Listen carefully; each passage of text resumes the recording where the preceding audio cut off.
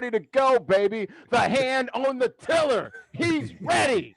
And we're ready. Live here on a Thursday. Esports Extra, the only live call-in sports show talking traditional sports and esports. We'll take your phone calls live at 877-853-5247. Meeting ID is Esports Extra.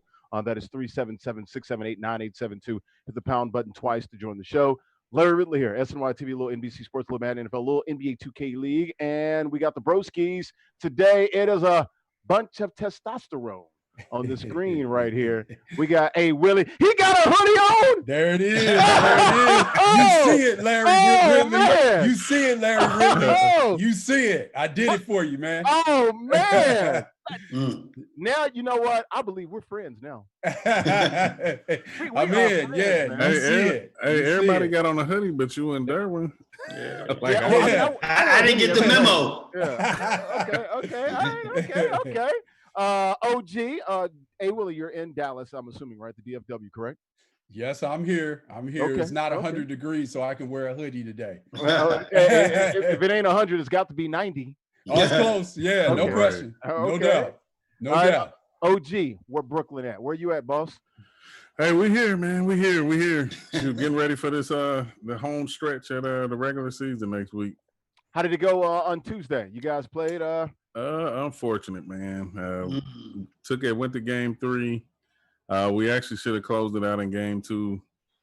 Came down to some mistakes down the stretch in that game, then forced a game 3, and it was a close game, and then pretty much we collapsed at the end. So just tough. We've had a lot of games like that, so hopefully we can tighten up these last 2 games and see what we can shake up as far as the playoff bracket.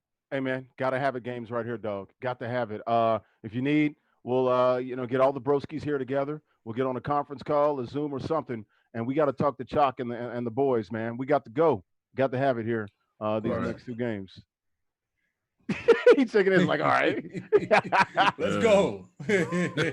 D-Dubs, you still in the Royal Palm Beach? Still royal, still hot. Well, we are in our own little bubble here. So wait, when you coming back? You've been down there for like a month, man. No, fight, Derwin, I don't fight. know if I want to back. I don't know. Well, as of right now, as long as, school is not, my son doesn't have to be in a building in New York until mid-September. So I'm kind of feeling it out a little bit. We're not in any rush right now. Okay, so you're thinking maybe hang out another couple of weeks, get the mid-August, and then see what's up? Well, actually, we were supposed to take off at beginning of August, but since we're doing stuff virtually on the 22nd, and my son has a doctor's appointment, is able to push that, there is no rush right now. So, and I heard they're kind of wilding in Brooklyn right now, so we just chilling. Hey, they're always wilding in Brooklyn, man. It's the Brooklyn way, man. That's how they spread love. From what I hear. I'll try to stay safe from the corona and that other stuff going on up there. I hear you. All right, guys. Esports Extra. We'll take your phone calls 877-853-5247. Meeting ID is Esports Extra.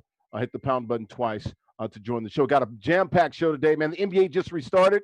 Pelicans and Jazz in action. We'll talk about that. NBA, there was some kneeling. We talked about it yesterday. It did occur today during the national anthem. I thought it might be before the anthem. They did do it during the national anthem. Anthony Davis looking like Kareem Abdul-Jabbar with the goggles out there. Set to play after sitting out practice Tuesday. We'll get into that. NBA bubble 2021. We'll see. Maybe not. There's probably, I would say, man, we take odds on this. I'd give you 2-1 that there's probably a bubble in 2021 at some point. What do you guys think? We'll talk about that. Yeah, absolutely. I hope not, but sometimes you got to bet with your head, not your heart.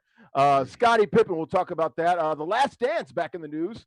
Finally heard from Scottie Pippen the other day. We'll get into that. Fletcher Mackel, former colleague of mine in New Orleans, a longtime sportscaster down there, broke a lot of stories. He's tapped in on the New Orleans market when it comes to the Saints and Pelicans. He'll join us live as soon as he gets off the set here in the next 20 to 30 minutes. We'll talk John Williamson, of course, Pelicans, the Pellies, the Pills and their chances. Lamar Jackson, bad dude. Number one, NFL Top 100. We'll get into that, the NFL 100.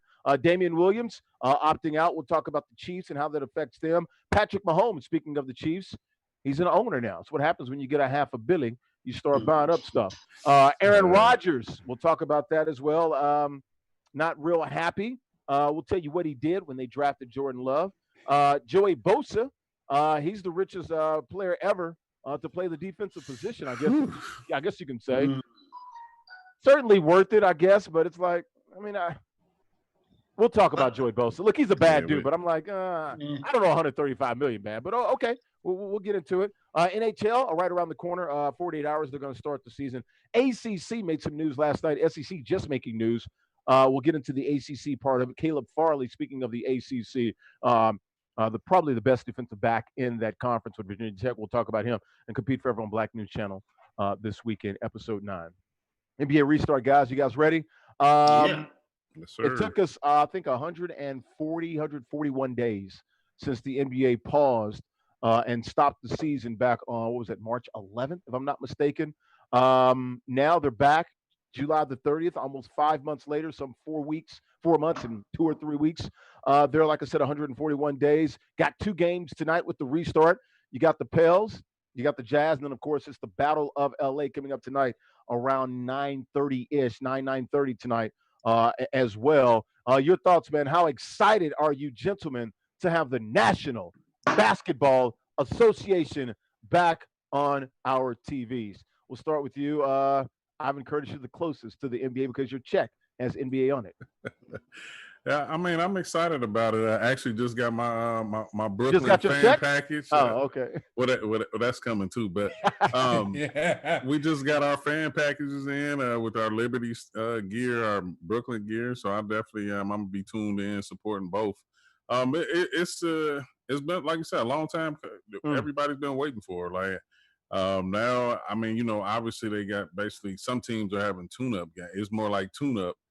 With the, you know, I guess the seed games or whatever. The 8 seeding games, yes. Yeah, so I still expect a lot of teams to be competing hard when they out there. Just bringing us more and more entertainment, getting back on track with sports starting up. So I'm excited. I'm gonna be tuned in tonight, mainly for the Lakers and the Clippers, just see how that plays out. I know Kawhi been a little sluggish. Stop it. Hey, Willie. Yeah. He gets on there and clowns. He's been a little sluggish. So it's and then like they've been battling some things because, you know, of course Lou Will, but then you got Montrez. Like it's been a lot of different things going on with the Clippers. So I still think they're a gritty blue collar team. I mean, no matter who's out there, they're gonna play hard, but it's just going to be interesting to see what the atmosphere is tonight. It's definitely not the same as the game being played in the Staple in the packed house and everything like that, but I still think it's going to be a good game. Yeah, you look at the Clippers, mine is probably, 3 guys off the bench, but definitely would be starters on a lot of teams in the NBA when you look at Trez Harrell, Lou Willing, and also Pat Bev, questionable tonight. We'll see if he plays. D-Dubs, your thoughts, man? The NBA, it's back, baby. Guess who's back? I guess, a lot of people were looking forward to this, and they're glad that the NBA is back. The marquee game tonight, the 2 LA teams, Clippers not at full strength, be interested to see how that pans out. If you're, both teams really, you think about it, it's just really a tune-up game for both of them because they're the 1 and 2 seeds in the West. How much effort do they put out there tonight? The seeding's really not going to change. Well, your Lakers, I believe, are ahead, by 5.5, 6 games? So it would take a monumental collapse before it even makes any sense. And then home court means nothing. You're playing in a bubble. So, do you really put your guys out there that are not that healthy? Is it really worth it? Because what do you have to gain from it? I know if you're the Clippers, maybe you feel like if Anthony Davis and LeBron plays, well, if we could beat them without 3 of our better guys, then maybe that gives them a, extra boost to say, hey, we could beat these guys even without our best. But other than that, if I got guys that are borderline healthy, I'm not, why, other than getting them a couple of minutes to tune up, I wouldn't really risk putting them out there for long periods. Yeah, your thoughts. Hey, Willie, you're a scout in the National Basketball Association. Got 2 LA teams balloting tonight. You're in heaven, baby. This is La La Land, literally for your butt. Literally, Yeah. La La Land. No question. No, I'm excited to see it. Also, too, I don't mean to be the wet blanket. It's also very sobering, again, to watch these games when there are no fans, people on the bench, social distancing, wearing masks, all those things. It's sobering as well to watch it. So, but with the current circumstances, I'm excited to watch both teams play. I got the W games I'm recording that I'm missing right now, so I'm going to watch them as well. But I think for me, when we watch these seeding games, and these are the 8 games that the NBA needs to be played so they can get all the TV money from their partners. I think one of the things that I would look for is every team has some questions that they need to answer. The Lakers are going to have to shore up their rotation minus Avery Bradley. They're going to have to incorporate Dion Waiters, J.R. Smith, Markieff Morris, etc. The Clippers, of course, trying to be full strength and see what they have there, but they're also going to have to incorporate some of their young pieces as well. Landry Shamet, etc. Those guys are probably going to be important. My former team, the Suns, we're seeing Devin Booker play in some of the most meaningful games of his NBA career. Sure. So I think all the teams have some questions to answer. I feel bad for Sacramento because they were making a push. Then all of their guys, a lot of their big guys in terms of the people that they rely on are out.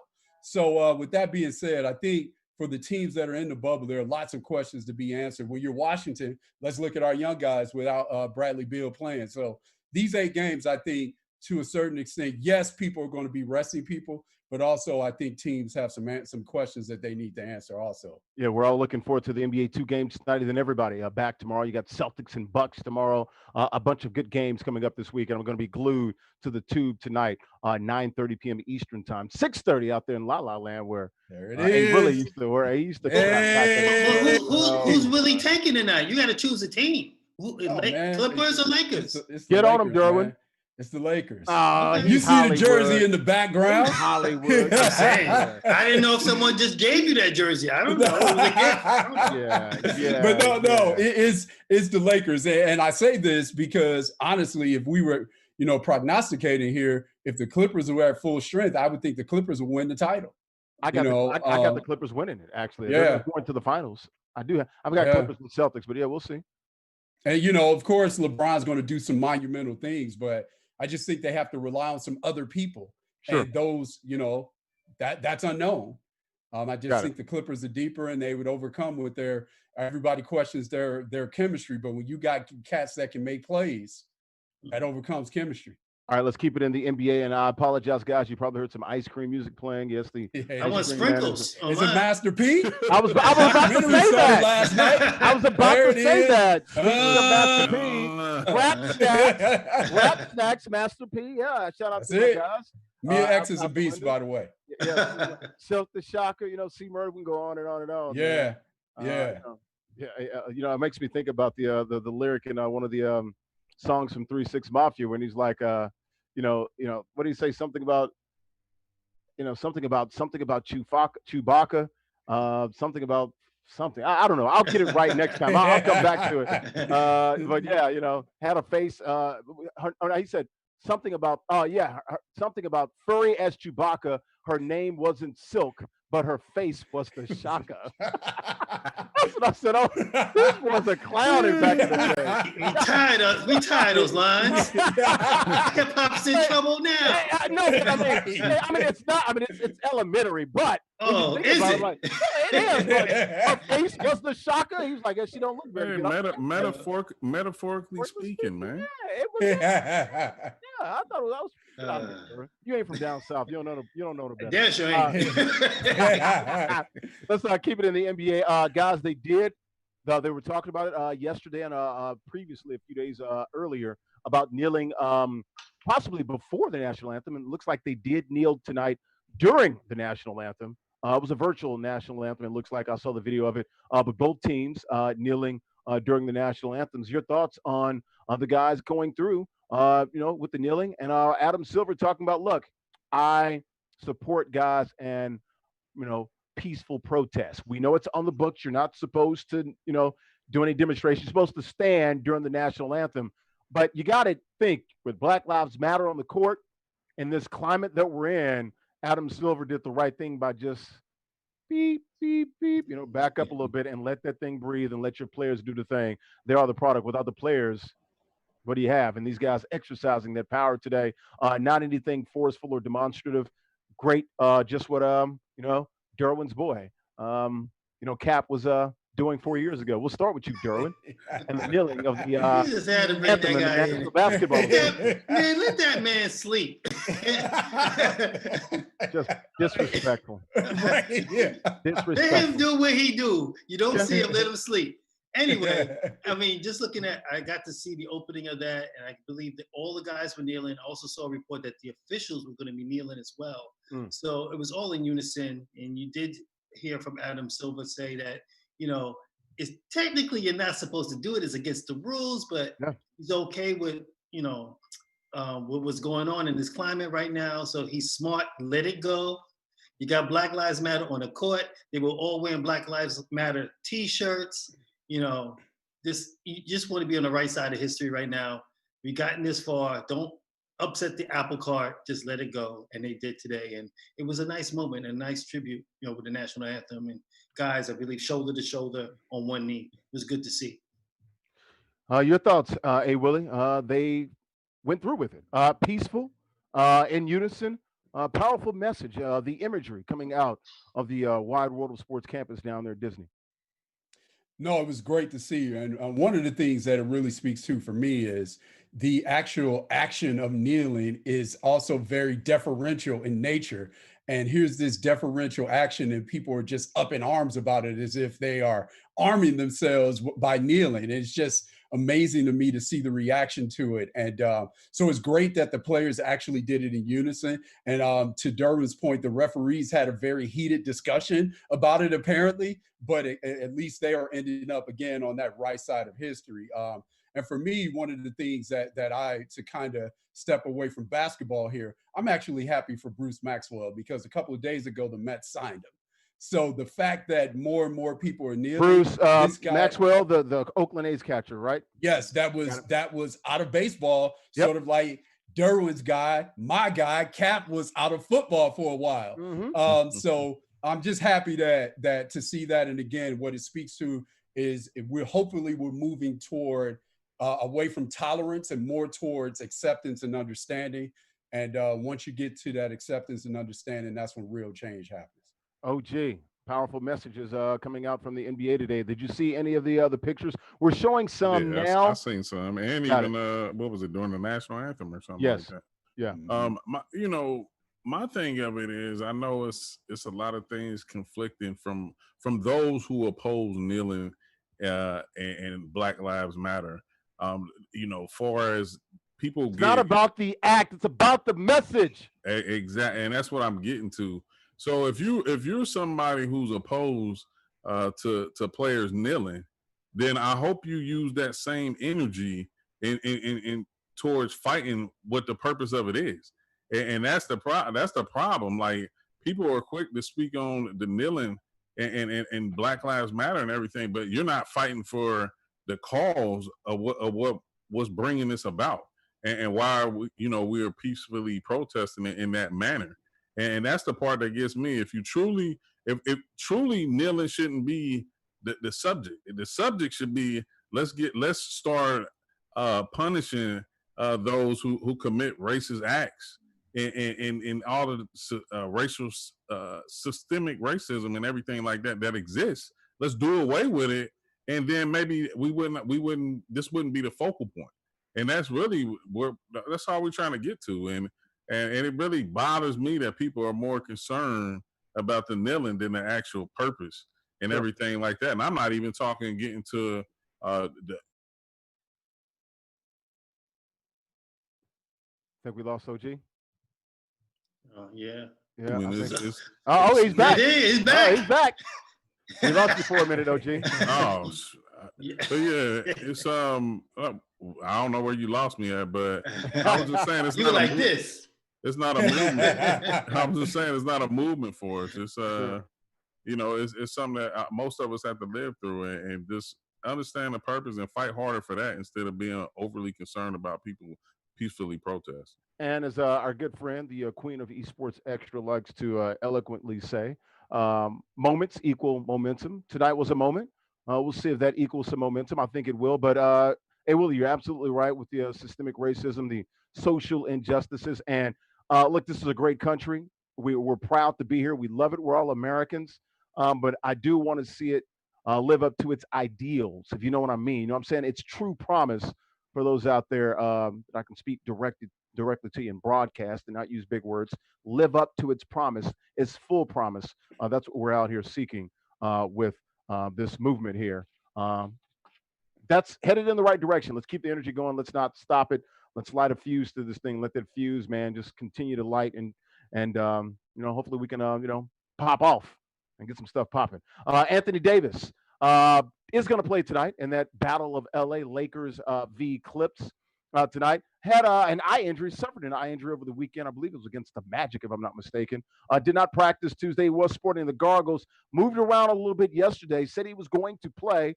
Coach Frank Vogel had some funny thoughts about, it looked pretty good in the goggles. I know LeBron James tweeted, he called him, what did he call him? Anthony Jabbar or something like that.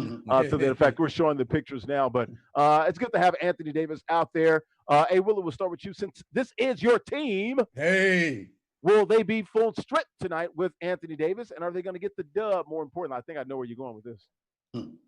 I think they will get the W tonight. One of the things for them as a team that they are very close knit, and people always with all of the access that we have to players now, there's a lot of people that don't like LeBron James, and they say playing with LeBron James. You heard KD because of the media saying that playing with LeBron is toxic because there's a culture of expectations, etc.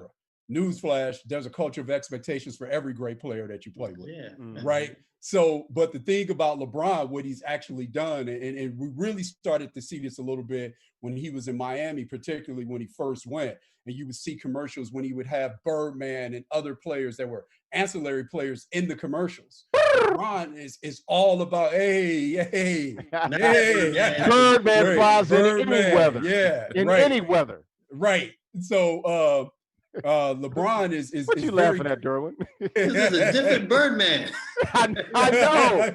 Right. Hey, man. That's why I did that one, not that one. I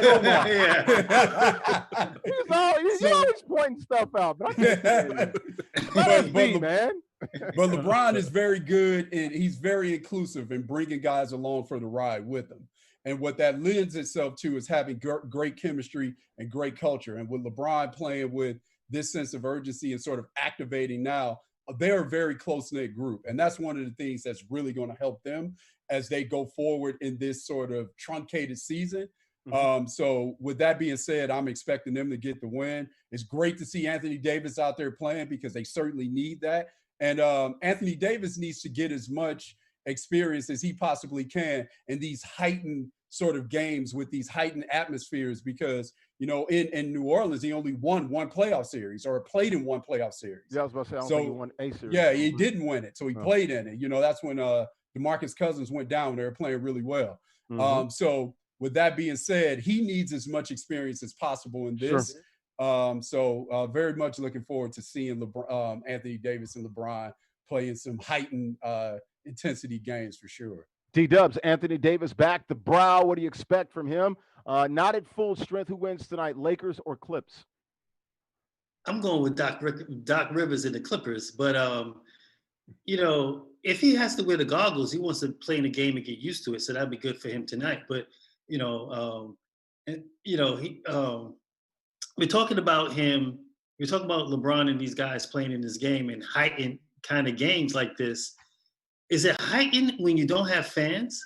The atmosphere is going to be totally different. So without the fans, it's a little bit different. I mean, as a player. Well, the stakes are still pretty high if you're playing for championships. Yeah, the stakes are there. The but not tonight, but ultimately, you get into a Western Conference Finals, the stakes are pretty high.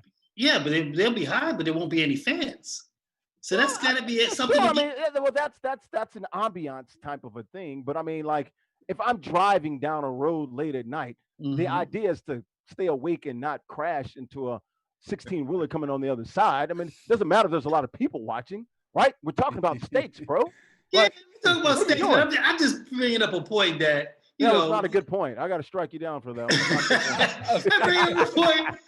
I mean, you're playing in these big games, these heightened games. There's no home court advantage, and there's no fans. That's true. Yeah, you're right. I mean, it's something to still have to get used to that. Yeah, you have to get used to it, but it has nothing to do with stakes. Jack Nicklaus is not going to be sitting there on the sideline. It's different. I'm just saying. I love LA. I think for a guy that is in his 8th season and everybody is always questioning, can he win at a high level? I think this is very important for Anthony Davis. And also too, from a media perspective, I think this is very important for LeBron James, because the reality is when you look in the NBA right now and you look at the guys that are really contending for titles, LeBron might be the only legacy guy where if he doesn't win multiple titles, his career is considered a failure. So with that being said, I think that in itself adds a sort of heightened level of importance. Let's get OG in here. OG real quick, and then rebut, Derwin. Go ahead, OG. No, that I agree. That was a great point though, Willie, because like LeBron it's unfortunate that the era that he's come up playing under is that's the standard. Obviously they all compete for championships, but I think about some of the players like Patrick Ewing, Charles Barkley, Karl Malone, like those type players, they didn't inherit endure the scrutiny that LeBron has to deal with if he doesn't win. To be fair to those guys, they didn't have the words "chosen one," put out there on him. So I mean, look, he was a man child on TV. Great things. To much is given, much is respect. The league looking for the next Michael Jordan. Well, yeah, right. I mean, yeah, but I don't give. To whom much is given, much is expected, right? Yeah, I don't give LeBron a pass at all, because I'm with you on that. He's supposed to be a dominant player. He's supposed to be the king. And when Jordan was around, nobody ate. When Jordan got his first, I say every year. That's a different animal. Every year, I'm talking about play clean. But you know what, D? Teams like, in fairness, and you're saying I'm a Jordan guy, right? But in fairness to LeBron, as a Jordan guy, teams didn't say, you know what? Michael Jordan is Thanos. So let's go get the Avengers so we can take Thanos down. Right? Well, who started that? He did. I was about to say, you know who actually started that, D? We started that. We started that. You know why? It sounds like you apologizing. No. The media now it's the media. Now it's the media. Started that. The media started that. Let me tell you why. I agree with you every show. Not today. Larry, I'm going to say I'm standing on this 10 toes. The media started this. I don't care if you have 11. Like Linda The media started this narrative because after Michael Jordan, everybody's legacy who are legacy players is validated by winning titles. Everybody, right? And so, right, but so everybody's legacy is validated by winning titles. Sure. So when you don't want to be Dominique Wilkins, who is arguably the most underrated player in NBA history. Sure. So when you're 7 years into, you can't say that the league was in cahoots to stop him. No, when he started a super team, that's how he got his titles. That's not what I'm saying. Well, no, I am saying team. Well, if he started one, teams are he was a cute story in Cleveland. No one joined forces to beat him. Because when he was in Cleveland, no. Because again, if you are being judged by titles and you are a legacy guy, right? And it's and this narrative about if your greatness is based on how many titles you win, that's created by the media. If you're 7 years into your career and you look around and say, with this organization, I cannot win a title. Sure. What are you supposed to say? I understand, but I don't. It's not the media's fault. Chosen one, Sports Illustrated, the next. I mean, he should have said, "Don't call me the king." Exactly. I'm nobody's king. I'm nobody's king. I'm nobody's king. What's Sports Illustrated? It's a media outlet, right? Man, I'm not gonna let you blame the media. Right. And Larry, didn't you also say? Doesn't he have a tattoo? He did, but didn't you also say as well, Larry? What does that tattoo say? What does Larry, that tattoo say? Larry, What haven't does you the also tattoo said say? America, chosen one? listen, It says chosen one. Thank But you. didn't Just you wanna get that on the also record. say that this Okay. man has delivered on every expectation Yes, that he was has. set? Yes, he Exactly. has. Who Yes, he set has. the expectations? I think collectively, That's my point. all of us. Well, That's yeah, my he was- point. but what I'm That saying is my he's- point. Sure, he's The part of it. media set He's the part of it. expectations. No, damn it, you This lost all. again. That's my No, point. no, strike And him down. justifiably so. Because he's going- great. Strike him down. No. You had me until you blamed it all on the media. I think it's They started it. I'm gonna tell you what. It's He all can't- started by the embraced it. media. He can't lose another finals. He can't lose another finals. But and if he doesn't embrace it, what do you say? He's a mark. I wouldn't want to lose right?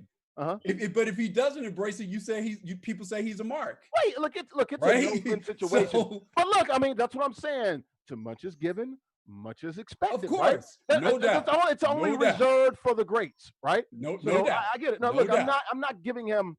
Look, I understand the predicament that he was placed in. It's pretty much an, unwinnable, untenable position. I get it. No question. But he's in it.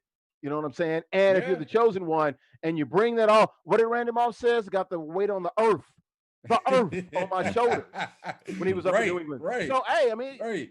But, Yeah, but yeah, that's look, what I'm saying. Then he goes to Miami. We're gonna go win 4 titles, 5 titles. No, See, not he five, has this whole. not six, He has this whole. not He seven. calls the media. he's and got to to win have- 5 more just to reach his Hey own goal. Larry, he calls the media, have a special to tell you where he's going. That made a couple $1 million Yeah, for the Boys and Girls Club. So Thank you very let's tell much. the whole story. Exactly. But that's Right. what we're doing. Hey, Willie, we ain't living stuff out. We're telling the whole story. That's right. All right. That's right. Making sure. And All so, right. look, I'll say We got to this. move on. Let's talk. I would have, I would have gotten hyped too and said that if I would have been standing next to Chris Bosh and he yelled out like that too. I know. I mean, look, he got caught in the euphoria. I agree. Yes, he did. It's just like more money, more problems. I've built the problems. Give me the money. I'll deal with the Facts. problems. It's easy to say that when you're broke. Right. When you ain't got no money.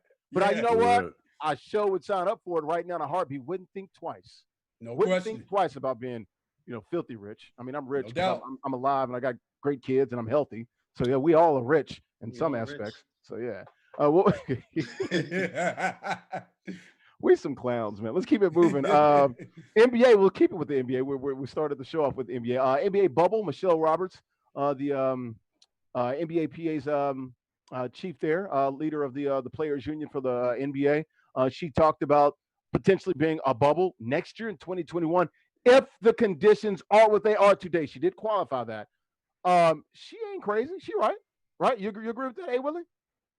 I do agree with it. She's done a great job in her position in the last Hey, couple do of we years. have is Fletcher in? Is he in? Let's check him. Yeah, let's bring Fletcher in now. Sorry about that. We'll come back to the NBA bubble. Let's go ahead and bring in here live on esportsXTRA, the only live call-in sports show talking traditional sports and esports here. We'll take your phone calls, 877-853-5247. Meeting ID is esportsXTRA. Hit the pound button twice to join the show. Larry Ridley here, SNY TV, a little NBC Sports, a little Madden NFL, a little NBA 2K League. A. Willie, former NBA scout. Ivan Curtis, head coach of the Brooklyn Nets gaming crew, NBA 2K League, and Durham Worrell, fellow sportscaster. Let's go down to New Orleans, NOLA, as they like to call it, the Crescent City, and bring in WDSU sportscaster and sports anchor down there, Fletcher Mackel. Good Thursday to you, Fletch. How's it going? How are you? Good, brother. We are watching the Pels, or as you guys like to affectionately call them, the Pellies down there. Zion Williamson is back last when he left the bubble, July 16th, to tend to that family emergency. He was gone 8 days, came back in quarantine for 4 days. Was supposed to play in burst tonight. How does he look? And break it all down and explain to us what's been going on with Zion here in the bubble, especially the last 10 to 12, 14 days lately. Well, let me just say this. He scored the Pelicans' first 2 buckets, so he looked pretty good tonight against Utah. He's going to play in short bursts, similar to what he did when he came back. It's been an interesting situation. Obviously, a family medical emergency is what the franchise called it. So that's enough information. Obviously, it's something serious to leave. I think the questions surround why isn't he maybe going full tilt, tonight, because he was playing 30-plus minutes before the season ended because of the COVID pandemic. So I think some people are saying, well, wait, why is he on these short bursts? But I do think it's an abundance of caution. I do think David Griffin, the executive vice president, has said all along, look, they want to get into the playoffs, but they understand this guy just turned 20 years old 2 weeks ago. So their future is not this season. So I think protecting the most valuable asset in the history of this franchise is very important. So far, so good. He looks in great shape. When the pandemic ended and we got to see him, you can see he's been putting in the work on his body because he looks fantastic. And so far, early in his first burst, he's looked pretty good for the Pelicans so far. Absolutely had an and one, if I'm not mistaken, as well down there in the Wide World of Sports complex. We're talking here to Fletcher Mackel, WDSU sportscaster, TV sportscaster, longtime sportscaster, friend of mine down in NOLA. Fletcher, let me ask you this. There are some people that might be a little skeptical, a little skepticism there about the absence and the family emergency. Was this anyway tied to what's going on at Duke? His absence? Let me say this. Yeah, that's what I was alluding to earlier. There were a lot of the conspiracy theorists out there that thought maybe this is tied to Duke. Maybe he had to leave to deal with the legal issue, or maybe this was an injury. Maybe he had a setback training down there, and this was kind of a smoke screen to cover that. Look, I want to take people at face value, and I believe people are good. And I've gotten to know David Griffin and Trajan Langdon a little bit and Swing Cash, and I know Alvin Gentry very well, and we've become pretty good friends. I don't think these people make things like that up and would use, the cover of what they called a family medical emergency because he was going to give a deposition or because he was re-injured. When he got injured the first time, David Griffin stood there in Toronto and talked about it for 20 minutes. So again, I just think that I think that's a lot of conspiracy theory, but they have been floating around since he left the bubble. Was it because of what's going on at Duke? Was it because of another injury? But I really just don't believe that's the case, having gotten to know these people a little bit that run this franchise. Hey, Fletcher, I think you were just flexing on us, man. You said you're good friends with Alvin Gentry. Explain, please. You guys tight? Well, let me say this. Yeah, let me say this. We did not start off as friends. I can assure you that when I was a big Monty guy, and I thought the way that things unfolded with Monty Williams, the previous coach, it just wasn't the right thing to do. And I never like when people, how many teams have said, we're going to go hire New England Patriots assistants and we're going to be the Patriots, but they don't have Bill Belichick and they didn't have Tom Brady. So I didn't love the fact that the Pelicans said, we're hiring Alvin Gentry and we're going to be Golden State South.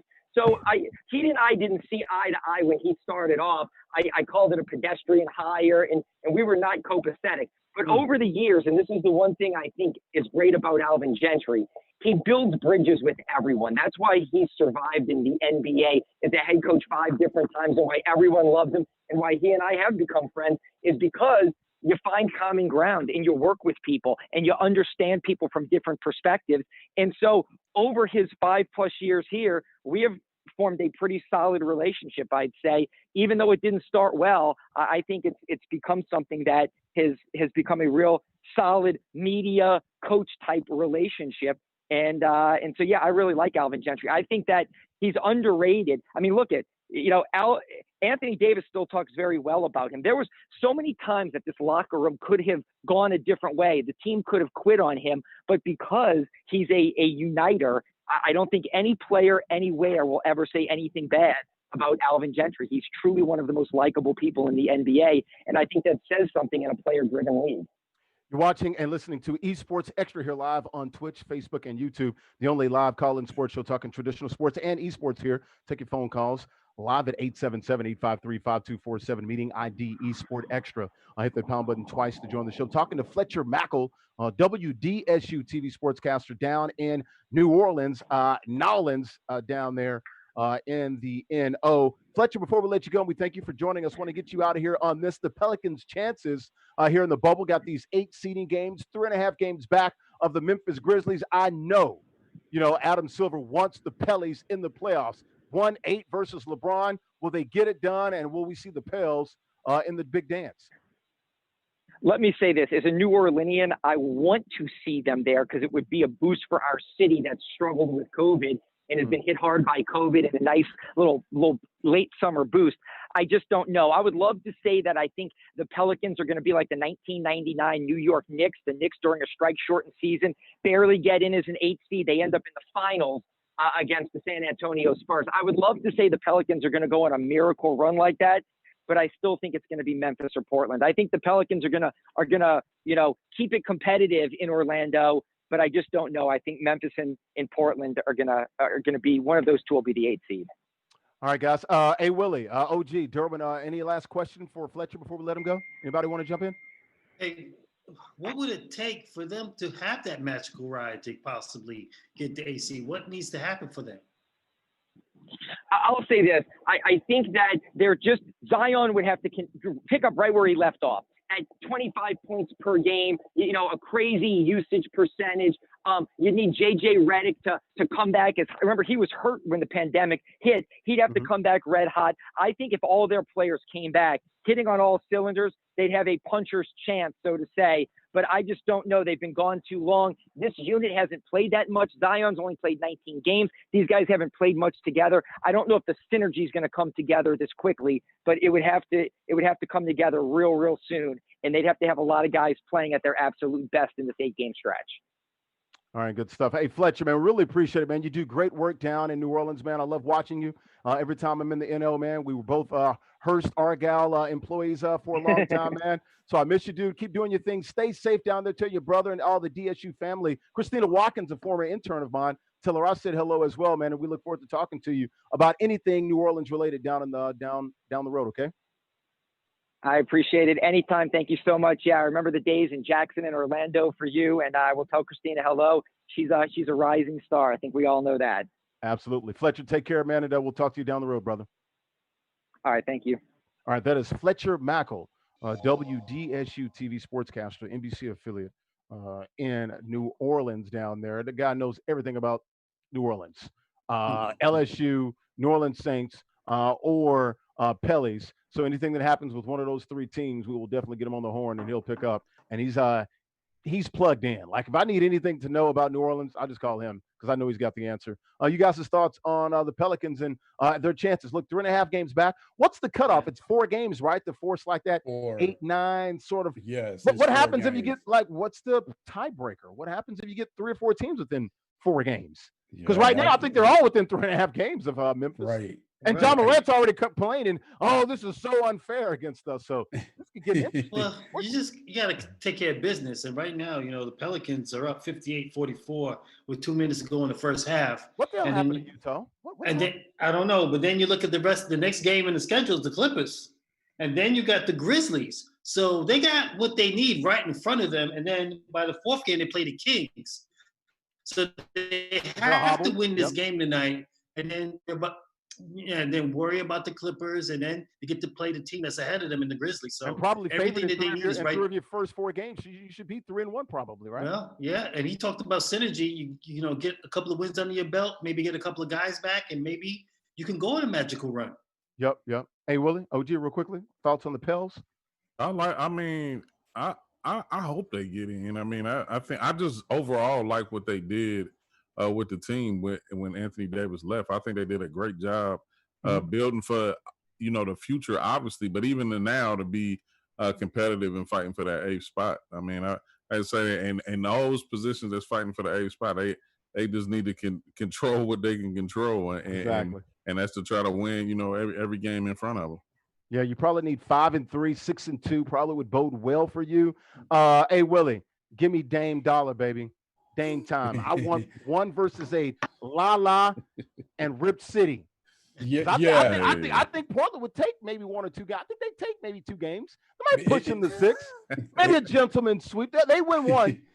Yeah, it'd be that would be a matchup that would be because if Portland would come in with their scoring ability with Dame and CJ and Carmelo. But the other thing that they have is experience as well. Mm-hmm. So that'll bode well for them as well if they were to play the Lakers in the first round. But I think the league wants to see the Pelicans so they can see Zion and LeBron in the first round and maximize that platform as much as possible. But I'll say this, especially whether it's Memphis or New Orleans, one of the things that people always say, conventional wisdom says, why would a young team want to go and play like the Lakers when they have the second best record in the league to possibly get swept in 4 games? Well, if you look at Toronto and you look at the experience that Fred VanVleet and Pascal Siakam got, it's nothing like that experience. When and look at them now playing without. That's playing exactly without Kawhi. right. But because even before Kawhi came, they played in the Eastern Conference Finals with DeMar DeRozan, right? So now when Kawhi came and they were ready they did to and got smacked around by LeBron. But yeah, you're right. But it's the experience. These guys put up no resistance hardly at all. But yeah, you're right. Right, but these guys are rookies and second-year players, and they're playing in the Eastern Conference Finals. Sure. OG Anunoby guarding LeBron on an island, right? So now that experience helps them, and it makes that learning curve less steep, and they start learning things faster and faster because there's nothing like that playoff experience. So, it really resonated with me, and I'm going back a little bit. I remember when Isaiah was the lead executive in Toronto and the finals were being played, and he took Damon Stoudemire and Marcus Camby to the finals, and they sat front row because he wanted them to see it, right? So just seeing that firsthand and getting that playing experience firsthand really helps, and it will really help New Orleans and Memphis if they were one of those 2 teams. Yeah. All right. Let's go back to the NBA bubble before Fletcher called in. We'll go with you on D-Dubs, Derwin down there in Royal Palm. Yes, sir. West Palm Beach, right off of Okeechobee and Ponce de Leon. Look at him. He looks young, got that baby skin, bald head, fountain of youth. Yes, sir. D-Dubs, I need to get a taste of that. I know, right? We can all get a drink of that. Bubble 2021. What are your thoughts? I think probably in December, you probably start in Orlando. Yeah, why move? Just stay here. I mean, if you can get through this all the way to the finals, no real mishaps, nobody, no big outbreaks. If it ain't broke, don't fix it, because we don't know in the fall what these other states are going to look like. And I just don't have confidence that we're just going to do this. I don't think everybody's New York and New Jersey. That's the problem. Yeah. You can't trust these guys to go back. So keep them in the bubble. Start the season in Orlando. Maybe just play the whole. I guess they could possibly, if they plan it now, they could play all 82 there and make it work. But that's tough because you might need more than one place to do the bubble. Yeah, you can have more teams. And then the other thing, you're probably going to need 2 and probably maybe even 4. Well, if you got 30 teams, you need probably 2 or 3, But then here's the problem. You can't isolate these guys even that much longer away from their families. Not for 6 months. No. So that's a problem. Yeah, you're going to have to tweak it a little bit. How they tweak it, I'm not sure. Of work coming in.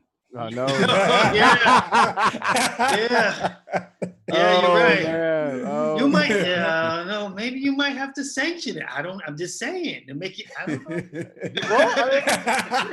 know. Keep them in the bubble. I mean, you might be careful. I'm just saying. You don't want the guys to leave. You want to keep them in. How you gonna do it? Hey, Willie, he's advocating for that LA work, huh?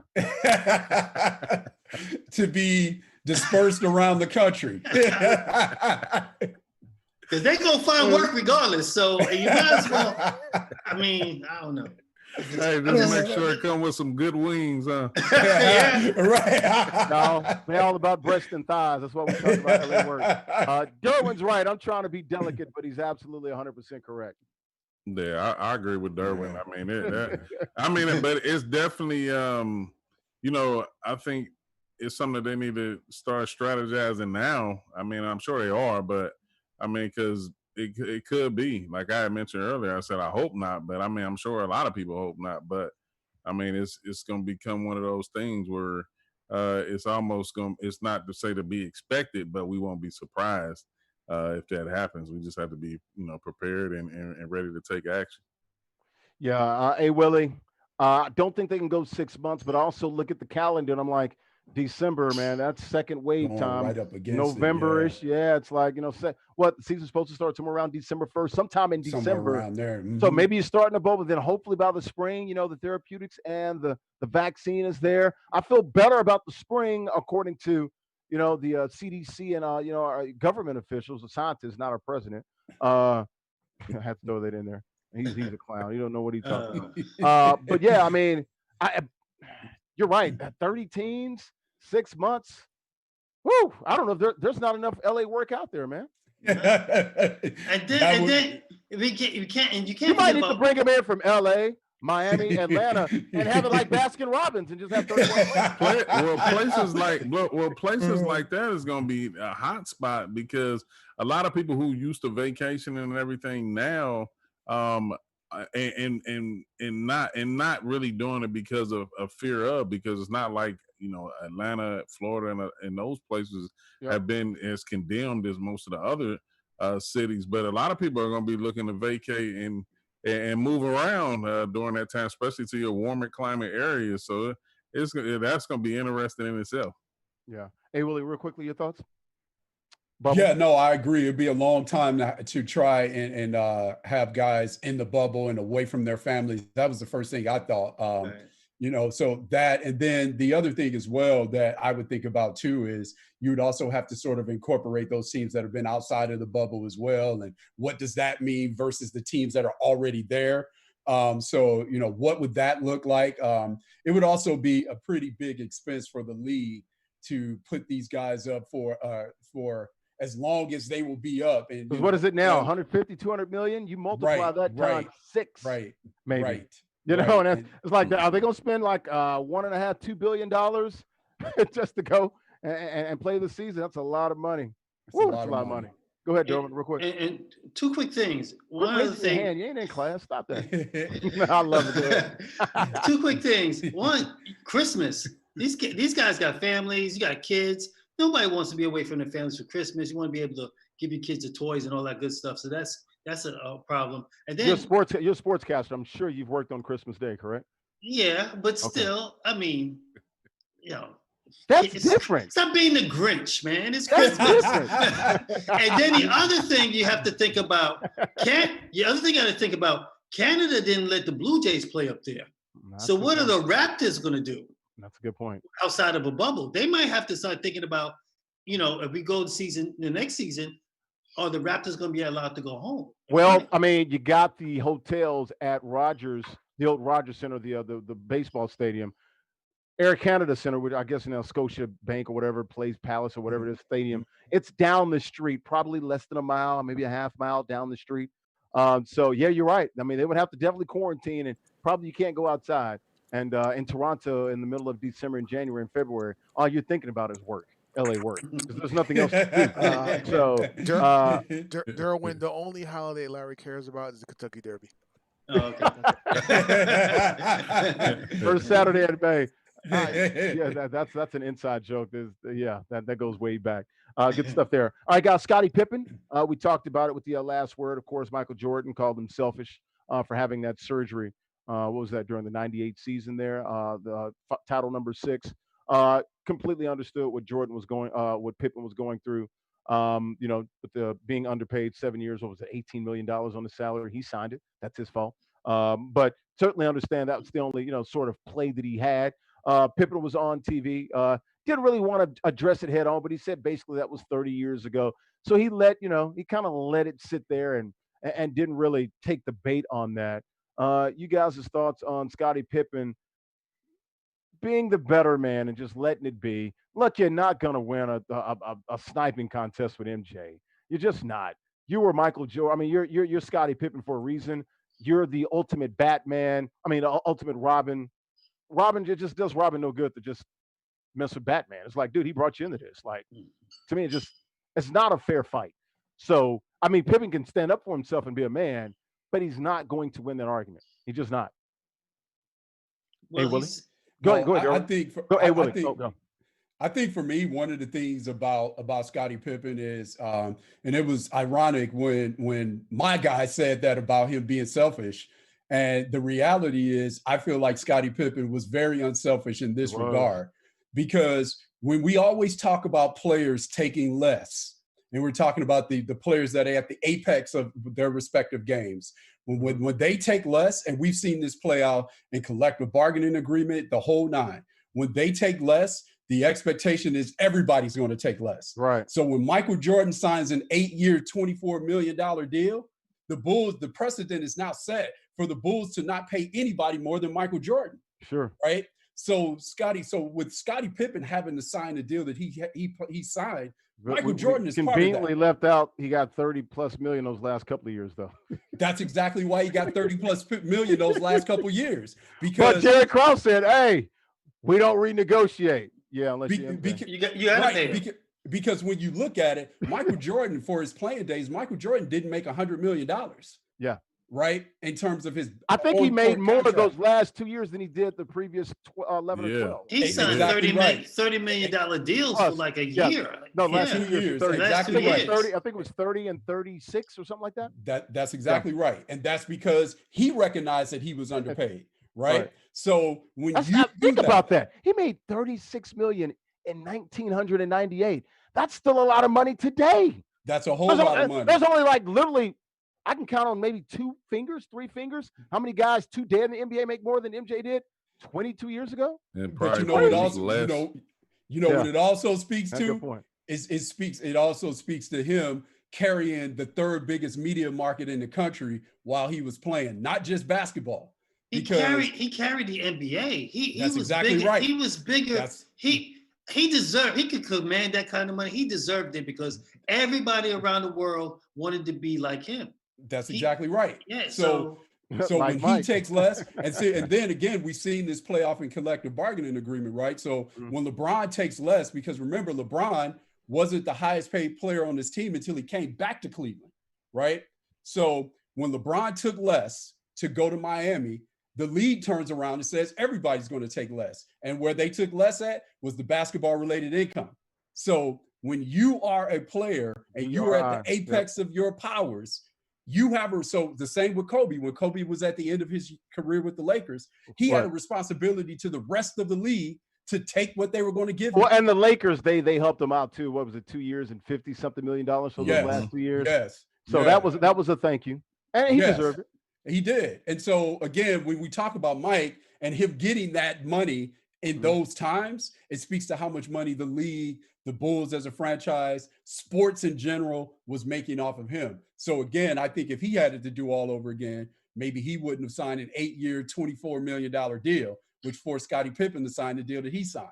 7 years, I believe, 18 million. He's making like $2.5 million a year. Greatest bargain probably in the history of sports for a guy that's probably a top 10. The first deal. Well, I think that the second one he signed was like 40-something million, right? It was 4 crazy. years. 4 it years, was 48 44. over 4. Oh yeah, 48 over 4. It was like 11 or 12 a year. I'm like, wow, that's a bargain. Your thoughts, D-Dubs? Scottie Pippen, not spoiling for a fight. I think wise. Well, 30 years ago. I mean, how Jordan felt then, he might not have felt the same way now. That's what he felt then. I mean, when you look back on it, Scottie, sometimes in sports we see this today. A guy's hurt, NFL guy's hurt. He knows he's hurt at the end of the season. Why not have surgery right away? You're going to wait 2-3 months till training camp starts in the summer to have surgery? That never makes sense to me sometimes. So Scottie knew he was trying to stick it to the Bulls. Well, that's his only play he had. So right. And I didn't like Jordan sort of, sticking his finger on the scale a little bit. It's like, But he was telling you in a documentary how he felt. Well, that was 30, I get it. 30 years ago. If I'm Jordan and that's my wingman, I don't need him to be out. I've got to battle, I got to battle the Pistons, the Knicks, the Pacers, the Heat. I need my wingman with me so we can rock and roll. It was a tough start to that 98 season as well. Yeah, it was. Yeah, it was. So, they got beat by Boston on open day. I remember watching it. When I think about, like, when you think about the winners, like it's most times it's things about them that you really don't like, but it's what thrives them to be what they are. But it has to be done. Yeah. And that's what I'm saying. And Mike was one of those. He didn't care. He didn't care about like Scottie, like far as like that. He like, man, get healthy so you can get back on the court. So I can get number 6. Yeah, so I can win. Like he cared about winning. I mean, and that's how, like, to most people who are compulsive with winning, like that's the only thing that matters. And like, I mean, it's funny because I can think I felt Mike. Like I probably would have been the same way. Like, because people forget, obviously we don't, but a lot of people who get caught up in that, they forget about the business side of it. That's they don't get intertwined with each other's contracts or anything like that. Mike could care less what other people's contracts was because he gonna handle his business. So I gotta get yours. I gotta get mine. It's up to everybody else to keep handle my their mind business. my money on my mind. Right. The other thing that was brought up in that Scotty deal though was that he was in a position where he wanted to know that he could take care of his family. Sure. And when Security, I see, get it?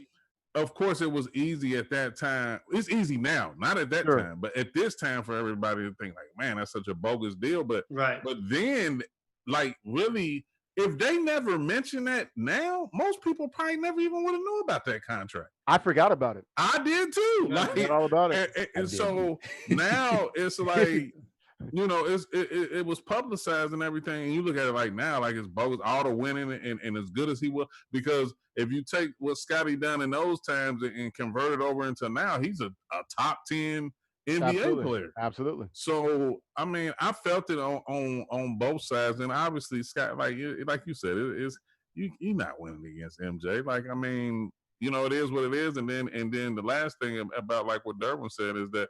Of course, that's how Mike felt then, but probably looking at it now, he may have a little sentiment about it, but probably not a lot. I mean, because he wanted to win. Sure. And then also you got to remember, to Scotty in his head, I think he thought he was getting a good deal.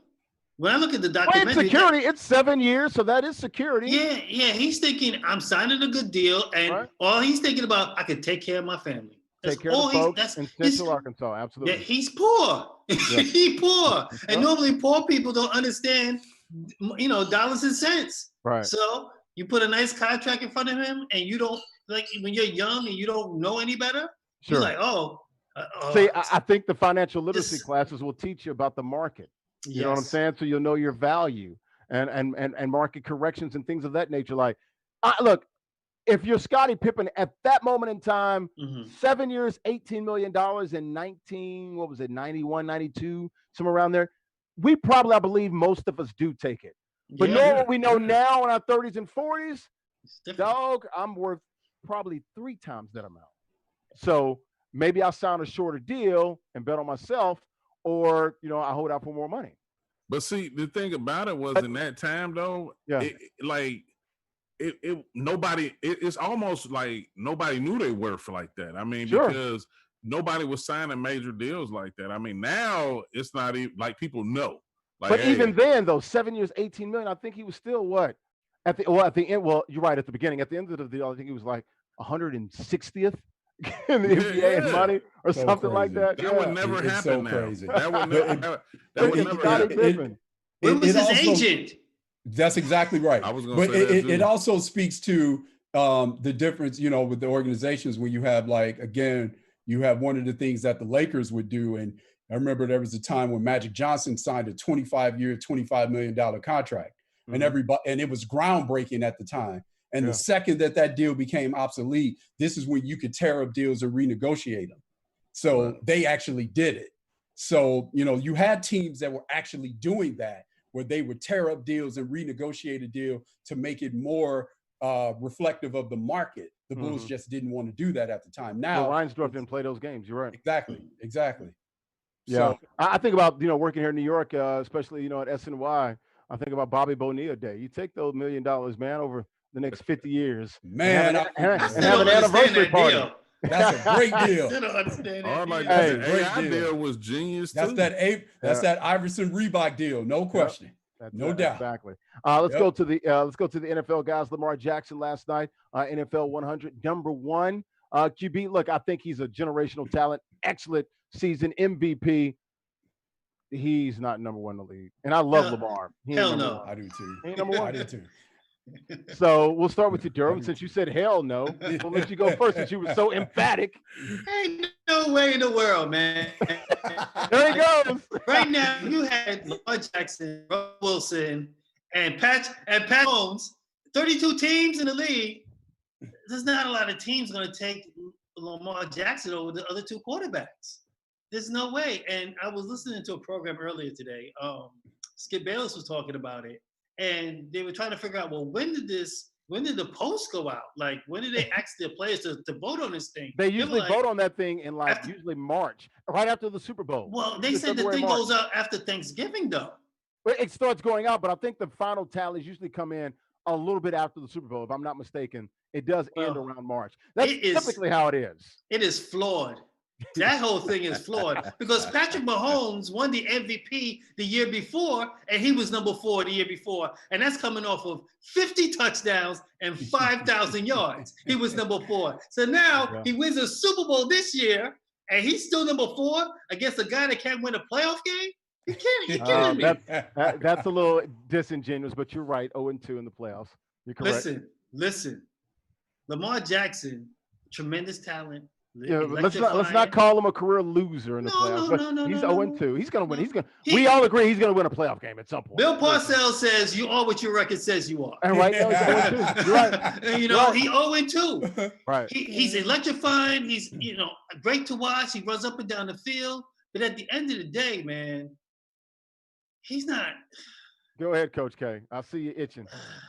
You about to say something? He's not number 1. You know who got it right? You know who got it right, guys? Who? Madden. Madden got it right because they made Patrick Mahomes. They gave him a 99. They gave Russell Wilson a 97 in ranking, for the numbers, and they put Lamar Jackson where he needs to be, 3rd on that list, if anything, but not number 1. He's not no Tavares Jackson. Yeah. And you say yes, that's right. He was at Tennessee State doing some coaching down there as well and working out with those guys. You talked about you are what your record says. Cam Newton's record says he was an MVP and a 3-time Pro Bowler 5 years ago. 5 years ago. It's on his record, though. It's on the ledger, baby. He's a former MVP. It's actually also, 4 years ago. If you go by seasons, this would be the 5th. Also, has not won a Super Bowl, but Okay, that's true. We talk about winners right here. I mean, hey, Legion of Boom, LOB, they carried Danger Russ to a Super Bowl win here in New York. So I'm messing with you. I was there in that end zone and I enjoyed every minute of it. Oh, there you go. Hey, Willie, your thoughts, man. Lamar Jackson, number 1, too high, too low. Where should he be? You know what it's similar to me, and I love Lamar Jackson. Love Lamar Jackson. Mm-hmm. I certainly wouldn't take him over Mahomes right now. Sure. But I love him. But what it's similar to is how Lou Will is the underground GOAT, right? So when you start looking at these things, they're asking players what they think, He's right? really the GOAT right now. With these right. Yeah. So they're asking players what they think. So players are saying, you know what, I like real ones. Players like dealing with guys, and not saying that Patrick Mahomes isn't incredible, not saying that Russell Wilson isn't incredible, because they both are. But when they look at Lamar Jackson, they're looking at stuff that they've never seen before. Sure. And you look at the Chiefs. They're set up. They got a great coach, great offensive coordinator, probably the best receiving core in the National Football League, a really good offensive line, probably the best or probably the number 2 tight end. He's set up for success. Right. So I've seen Brady win multiple Super Bowls with dudes from Dorchester. You mean Chris Hogan? That's what I'm talking about. Welker and these guys from Dorchester. South Troy Brown playing DB and wide receiver. 2006, I was there for that. Yep. So are we making excuses? No, I'm not making excuses. No, I'm just saying that they won in spite this of is that. why he became number 1, right? Because this is voted on by the players. Players like things that they've never seen before, man. Right. And again, not saying Patrick Mahomes and Russell Wilson aren't incredible, because they are, right? But players are on the field and they look at Lamar and they're like, man, like you hear him say it all the time. I thought I was going to catch him. I had an angle on him. He was gone. And the highlight plays too. You look at, he had a bunch of highlights. That's what I'm saying. Mahomes, players like that stuff. Mahomes had to run, but it's about the big arm. There's a lot of guys that have a big arm. I mean, I don't even think Mahomes has the strongest arm in the NFL, actually, to be honest with you. He doesn't need to have. Well, I'm just saying. I mean, I'm not. Look, I mean, he's the best quarterback in the NFL, bar none. In my opinion, question. He's QB1 right now. But I think he's right. A lot of guys are in awe of what, the abilities that Lamar has and the sort of plays, the highlight moments that he's defined by, I do think stick out a little bit more than Mahomes. Although Mahomes that run against Houston in the playoff, that was spectacular though. Who, Yeah. Daryl, get in here. who voted? The I players. think it's the All the players. That's yeah, what I but was then, saying. The I players. mean, well, I would, yeah, me personally, I would if it wasn't anybody other than It's the tiered. players. So you got 1, 2, 3. It's tiered. Like as far as the points for each ranking. Yeah, so I mean, it's to be expected from us. If from the outside looking in, if we send the players, because I mean, Lamar he resonates with a lot of people, and not like I said, that's not holding anything against the other players or anything like that. But I mean, we not knowing the relationships that a lot of these other players on other teams have with some of these guys, that obviously plays a part. And then if you really look at Lamar's story. Like, I mean, you can't get nobody ever get past that. I mean, even though he hasn't won a playoff game and they haven't got to where I believe they'll be in the future.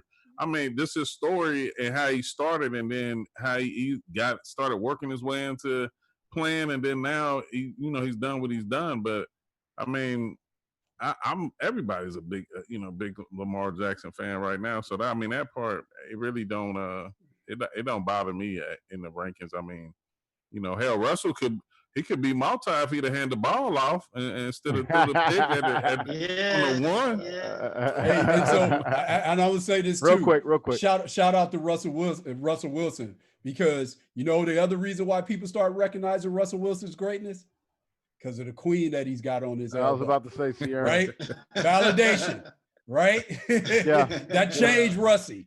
That changed Russie. Change this whole future. No question. There you go. I was just about to go. I love it. Hey, I was gonna say, you were talking about keeping it real. How about the LOB and those dudes in Seattle when he started dating Sierra would have Future's music playing during warm-ups and practice while they were stretching? Yeah. That was real. Yeah. That was real. That's gangster. That is very gangster. That's gangster. What you got to say about that, D-Dubs?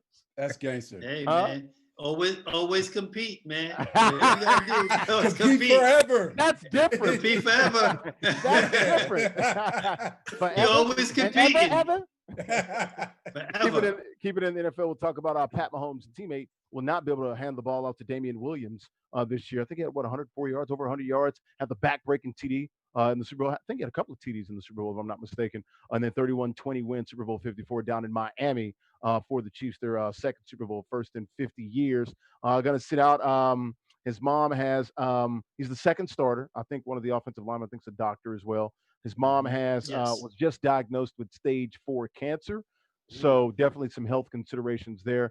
Got no problems absolutely at all. We talked about this, guys. If anyone feels like it's a threat or an issue from a health perspective, we'll be there to back them up. Your thoughts on this, D-Dubs?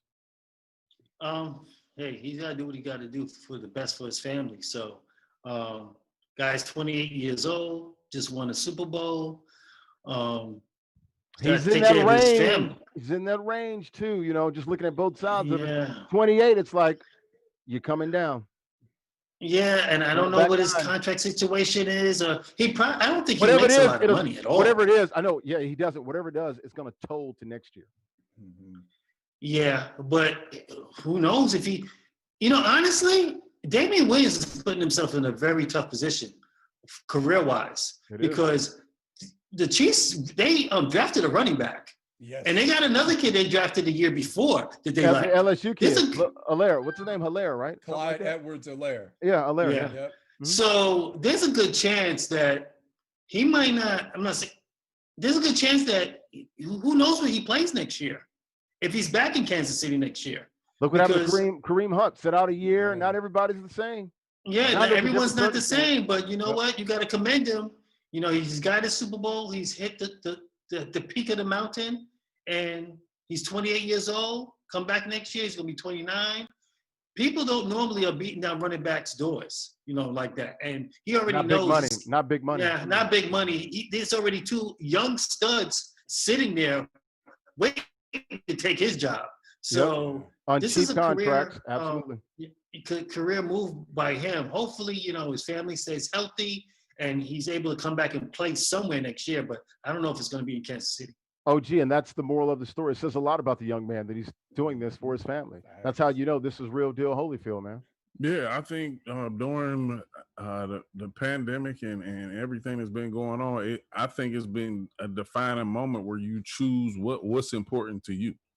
And I think, often we look at professional athletes and entertainers, but more so in this area, professional athletes is uh, like invincible, like and superhero, like where they always just have an the fulfillment of going out and playing that respective sport and not being able to step away from it or whatever. But now, I think people are getting a sense of like, hey, his mom stays for like you only get one mom, and I know, from God rest my mom. So I know if it came down, with my mom in the 2K league, I'm choosing mom every time, and that's the thing. And also, young daughter.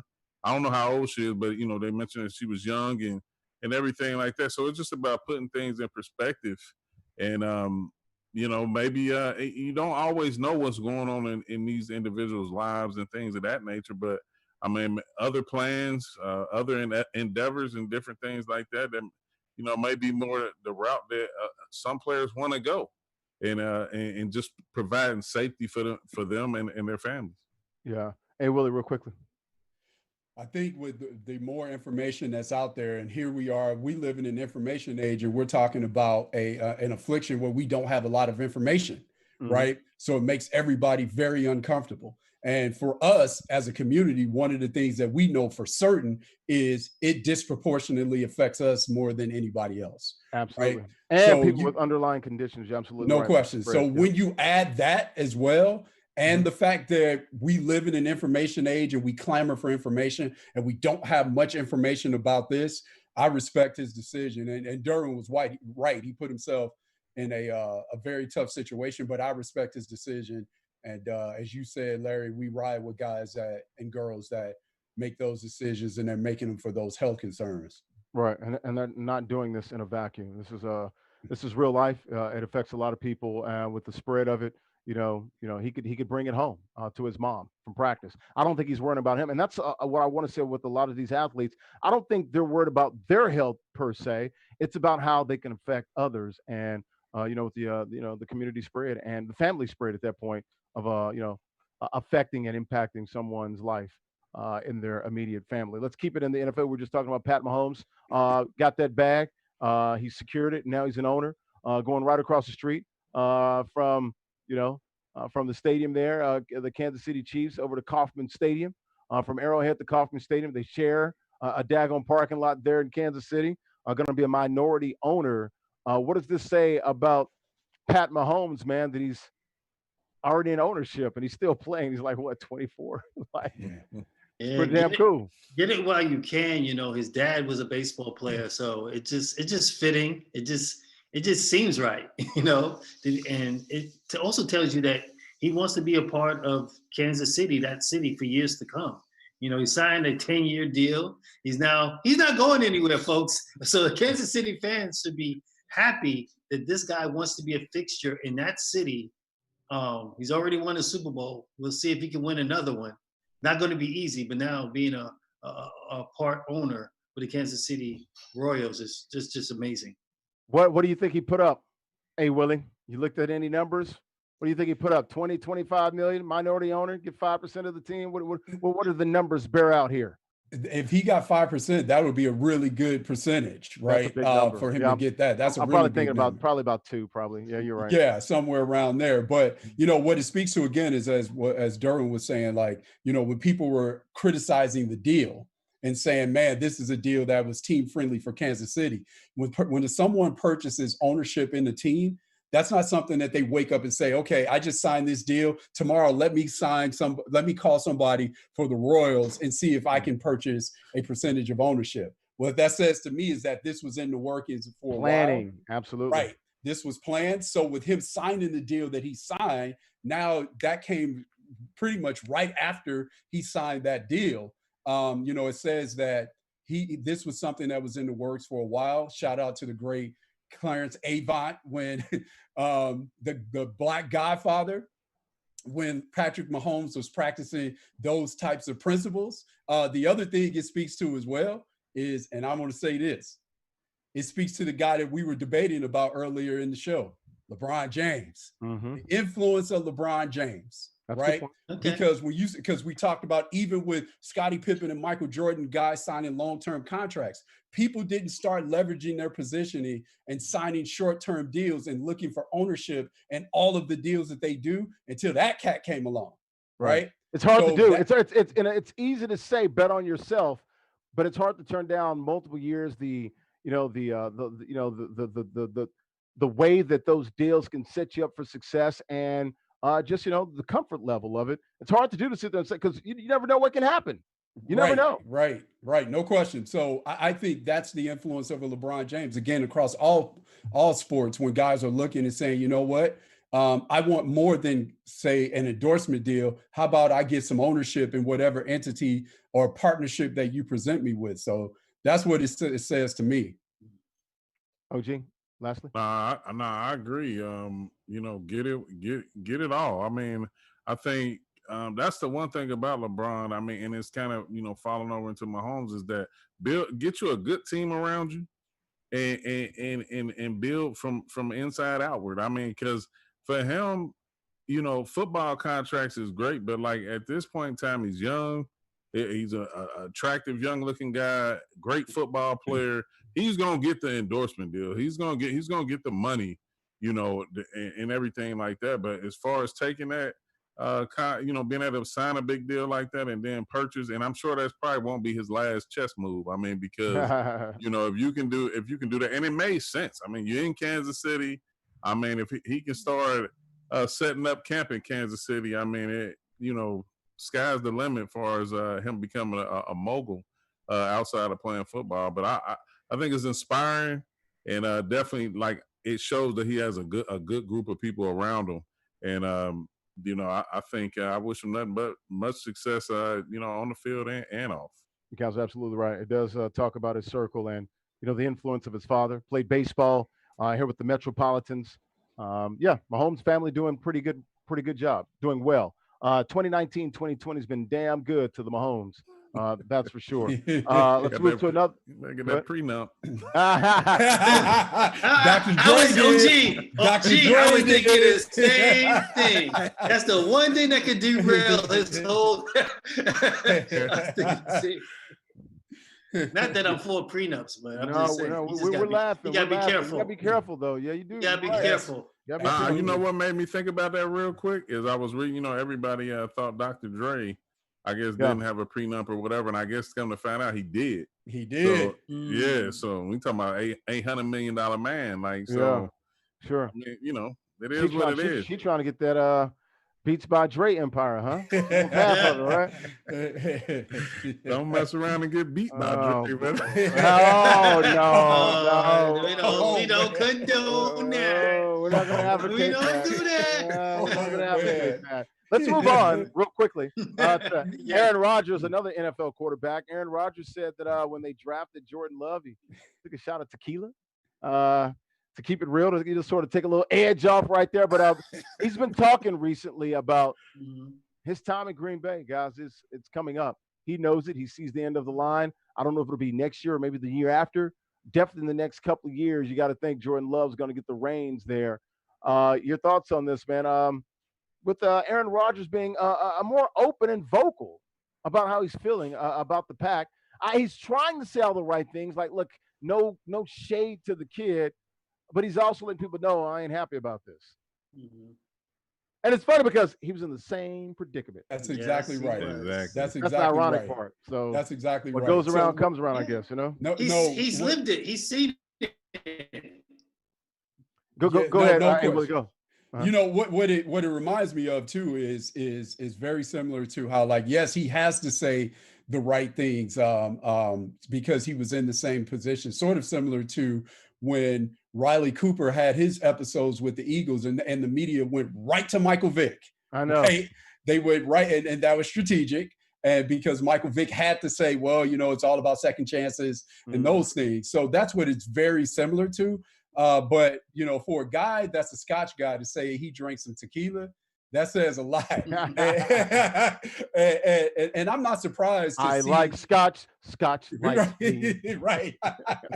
And I'm not surprised that that he's talking more, because again, if you know one thing about Aaron Rodgers, some people that don't like him say he's too smart for his own good, right? And maybe he's not the most personable guy, and he's not warm and fuzzy. So I'm certainly not surprised by the comments. One of the things that was very telling to me is when he said, when he was asked about playing for the Bears, and he was like, I don't know, right? So he's leaving all the options available. So, I'm not surprised by it at all. Oh, gee, Mr. Double Check, discount Double Check. Also, personally, broke up with Danica Patrick. So it's a lot's been going on with A-Rod, man. Your thoughts on A-Rod and the tequila shot and not longing for Green Bay, it seems like. Yeah, I mean it's understandable. I mean, I like you said, I think we all mentioned in the beginning of it. I mean, it's an event that's replaying in something that he's lived through. Except he was on the other side of the track, and now I think for all professional athletes, no matter the sport, it's like when you see you feel that that youth movement coming, and that's probably one of the worst feelings. I wouldn't know. I wasn't a professional athlete, but I know I can just imagine, like, you've been successful, you've won, but everybody has their time when it's slowly expiring, or sometimes it happens earlier, just due to management and how they choose to maneuver. So it's definitely not a good feeling, and like you said, tequila, man, you go. Hey, he didn't that's say hard. margarita. He That's said hard. tequila.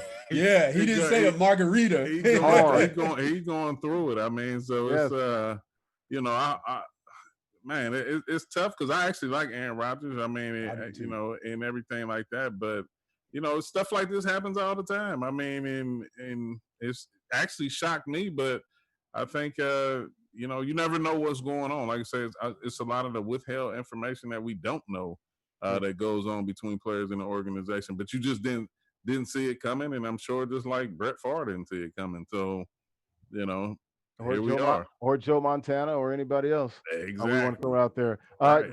D-Dubs, I wouldn't be surprised that this is A-Rod's last year. Yeah, I mean, we all said it. He's lived this with Brett Favre. He stood behind Brett Favre. They wanted to get Aaron Rodgers on the field. Brett Favre does something. He winds up going to the Jets first, then winds up in Minnesota purple eventually. Then he just saw Tom Brady, who's been in New England for 20 years, now go to Tampa, and Tampa's loaded. That's a totally different story. But I still think Aaron Rodgers is a heck of a quarterback. I know people get on him and say, well, he's only won one Super Bowl, but he's a heck of a quarterback. He's talented, yes, absolutely. He's a very good quarterback. And I don't think really the Packers have really given him much other than when Jordy Nelson left and Cobb left. I mean, he's got Devontae Adams, who's good, but they went out there and got the receiver they got from Carolina. Funches. Devin Funches, really? Big guy from Funches. Michigan. You're bringing back the same guys. What is he supposed to do with these guys? Jimmy Graham is done. I mean, the running back situation. You got the Williams kid and Aaron Jones. Well, it's the defense that's let him down a lot. He's only really had a top 10 defense maybe a couple times in his whole run there. I'm one of these guys that love to see stars, Hall of Famers stay with one team. But I'm intrigued to see if Aaron Rodgers leaves there, if he can go to a better team and uplift them. He's 36. How long is Aaron going to play? I think he could play to 40. I was about to say, he's still got 4 years left. He can play to 40. I'd love to see him hook up with Belichick. Oh, that would be. Would. Yeah. Nobody else don't want to see that. But I'd love to see that. Because when Derwin was talking, I was kind of put like Aaron Rodgers, like, of course, I mean, like the defense has to speak volumes for any quarterback to win. Or even San Fran. He's from the Bay Area. But yeah, they all in with Garoppolo. They are. Yeah, what I was thinking with Aaron Rodgers, like he's been one of those type quarterbacks. Just whoever lines up, he can get you the ball. Yes. Like if you give him the personnel, Right. he gonna make things happen, and he's even made it happen with lesser than most. So I mean, that's one of those things. I'd like to see him go somewhere where he's playing in warmer weather. I think Tom Brady, he's the GOAT for multiple reasons to me, other than just winning. Because he leaves New England and now he's going to Tampa in great weather, and it had to be some talks about I'm gonna need weapons, or anything. Well, and not only that, Tom Brady's loving it down there because everyone's kissing his butt, and Belichick's the coaches, treating him, differentially. It's not like Belichick, who's like, I don't care who you are. He's got to make an example of everybody to get everybody else in line. Well, yeah, I mean, and Belichick can say, I made you. and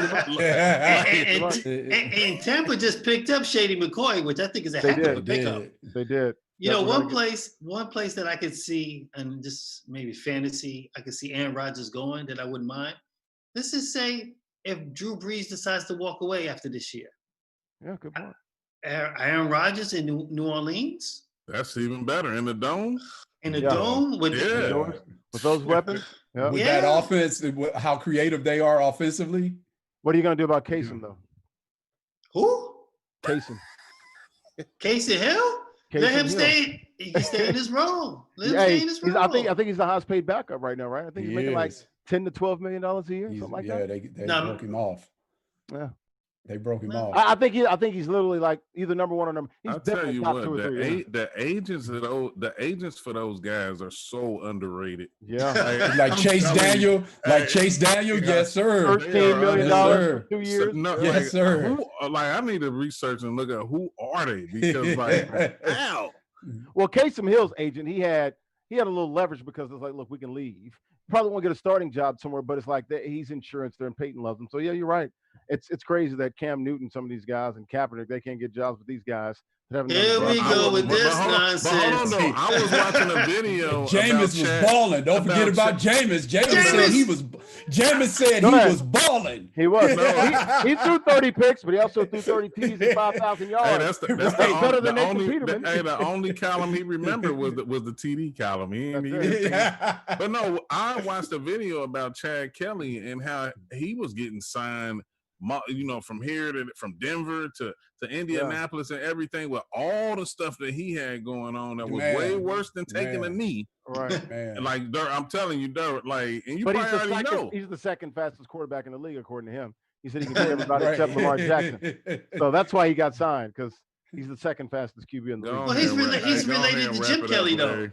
Go ahead and take us home, Larry. All right, let's speed through these things. We're going heavy. Joey Bosa, 5 years, $135 million, $102 million guaranteed, largest ever for a defensive player. Just eclipsed Myles Garrett, who I think got $100 million on the dot, guaranteed. Hey, Willie, real quickly, everybody, let's go 10 seconds. What it says to me is, and this is being here in Dallas, it says one of the things about what Dak is fighting for. What it says to me is Chandler Jones is very underrated. So 3 years ago, getting $31 million at guaranteed at signing versus $78 million guaranteed at signing for Bosa. A guy that's giving you 15, 16 sacks a year. Yes, exactly. And Chandler Jones statistically is better than Joey Bosa. Wow. So that's what it says to me. So Dak, keep doing what you're doing, man. OG, I think Bosa's a hell of a talent. Love his motor. He's not the best defensive player in the league. Not even close. Not even, I can name 5 or 10 guys better. Hey, like I just said it, and that's all I'm gonna say is that the agents, man, is magical, because I think he's a good defensive player, but when you look at the numbers and everything like that, I'm like, it's a great time, the great time to be alive. Because I was about to say that. I just what a time! I didn't be alive. $102 million guaranteed. Like, man, like I don't know. D-Dubs, Joey Bosa. I mean, maybe he's and I'm a Buckeye guy. I'm a Buckeye guy too. Is he even see him get paid? Is he even the best Bosa? That's what I'm saying. No, he's not. I like his brother in San Francisco better. But if you're the Chargers, you have an opportunity to do this the right way. You just drafted your quarterback, Justin Herbert. He's going to be there for the next 5 years, right? Right. You have a wide receiver, very good. You have a good tight end in Hunter Henry. You want to start building around this quarterback while he's on a rookie deal. Exactly. So you can get both. Right now, he's not the starter.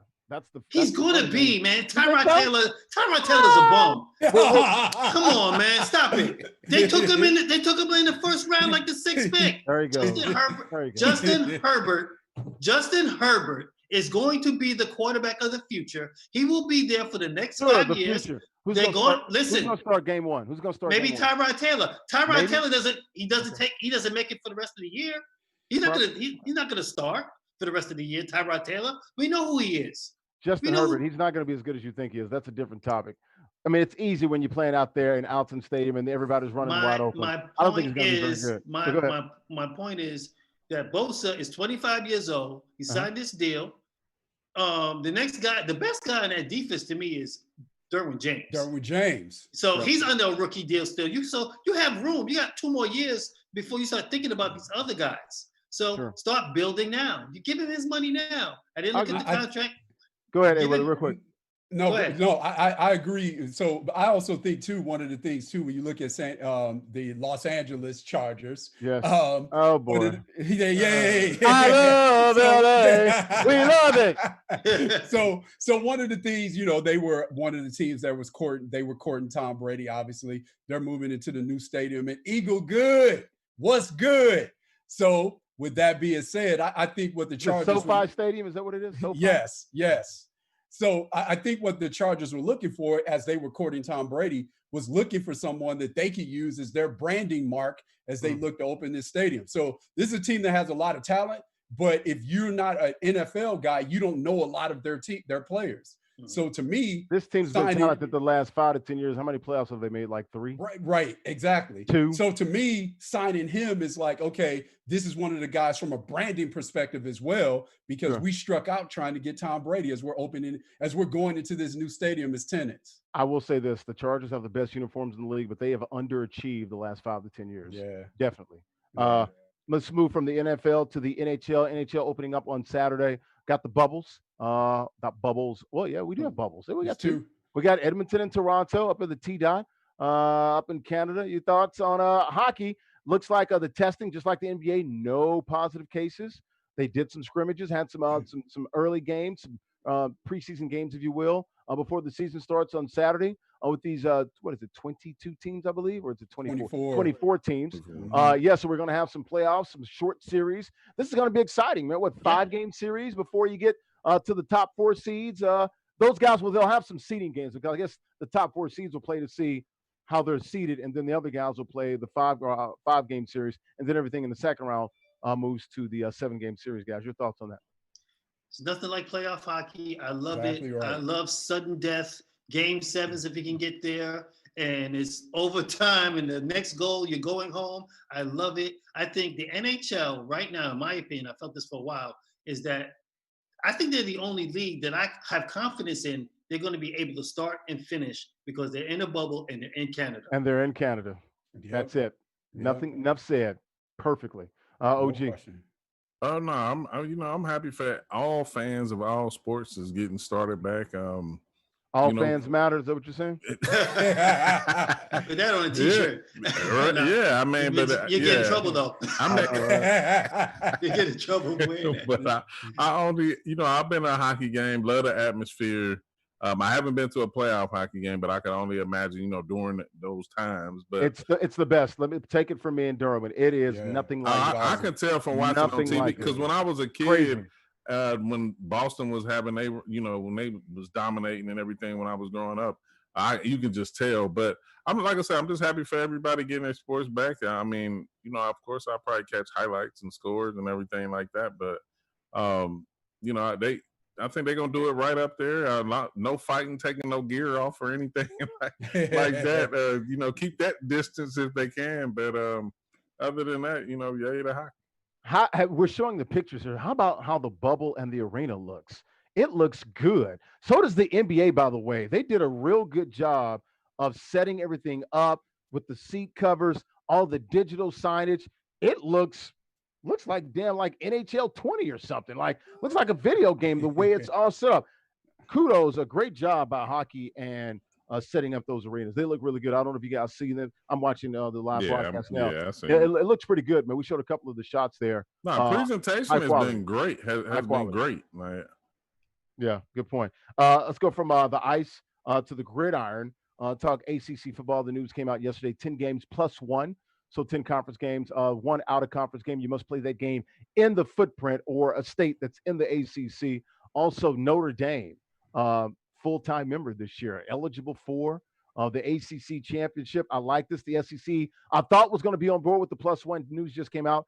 Just 10 games, conference only, which is going to be weird because usually they only play 8 and they get killed and criticized because a lot of leagues go with 9 and the SEC's like, y'all dummies, we ain't doing that. This is how we get 1 or 2 guys into the college football playoff every year. We're only doing 8. It's already a tough enough gauntlet, if you will, but we'll keep it with the ACC. We'll go with the SEC on Sunday.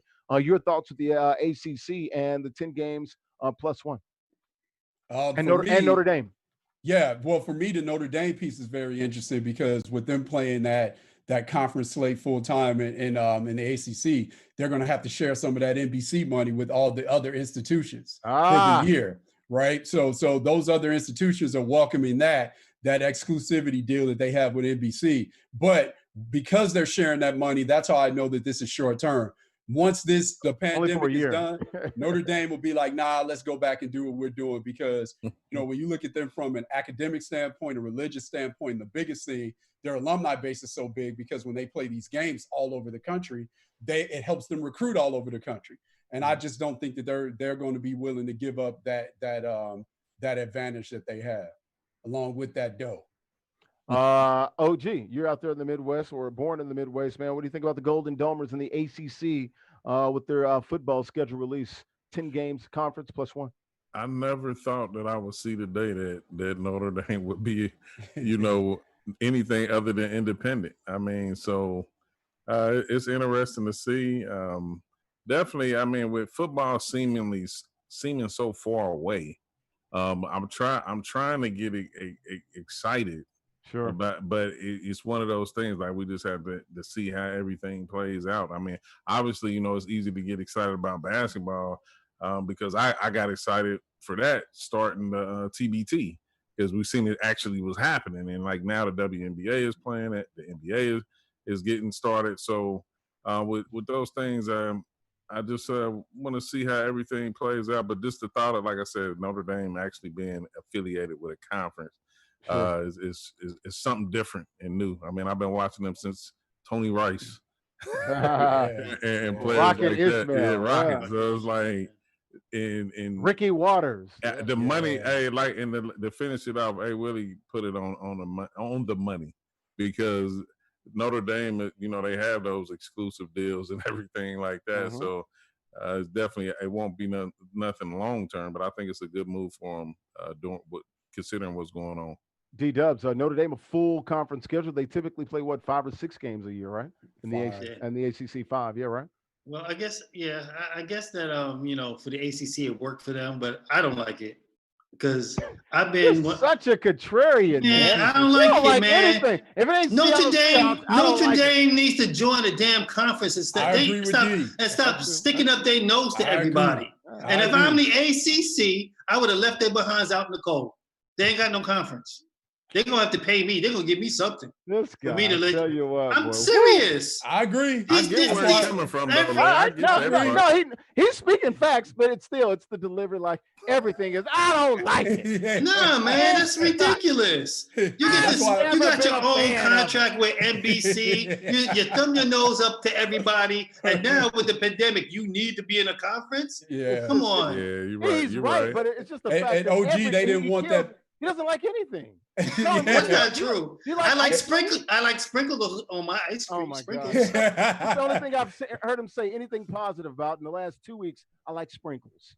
OG, they didn't want that Big Ten smoke though either, huh? No, definitely didn't want that. They didn't want that, yeah. But I wish that conference Armageddon.